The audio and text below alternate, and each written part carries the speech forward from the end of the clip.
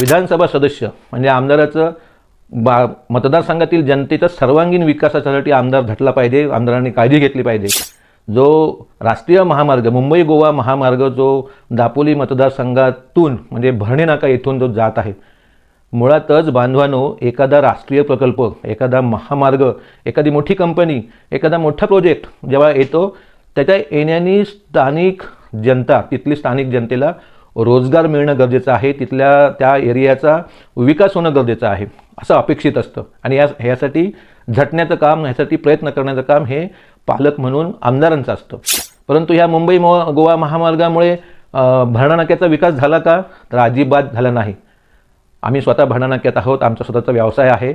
या महामार्गामुळे भरणा नाक्याचे अक्षरशः 2 तुकडे झाले।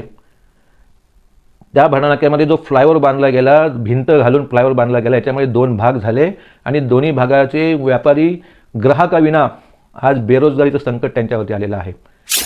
असे मोठा जेव्हा महामार्ग येतो, पर्यटक येत असतात, थांबतात, चहा, वडापाव, कुठे किराणा माल, कुठे हॉटेलवाल्यांचे धंदे हे होणं ह्या पर्यटकांवरती अवलंबून असतं आणि त्याच्यावरती विकास स्थानिकांचा अवलंबून असतो। परंतु आज काय होतंय, मुंबईतून येणारा जो पर्यटक आहे तो त्या फ्लायओव्हरवरून डायरेक्ट जातो, तो जगबुडी पुलावरून डायरेक्ट पुढे सरकतो। भरणा नाका साफ मेलेला आपल्याला पाहत आहे। आज तुम्ही भरणा नाक्यात येऊन पहा, म्हणजे पर्यटनाचा जो विकास व्हायला पाहिजे तो मुंबई गोवा या महामार्गामुळे पर्यटनावरती विकास व्हायला पाहिजे, तो झालेलाच नाही। सर्व बेरोजगार झालेले आपण पाहतोय। आता घ्या हाती मशाल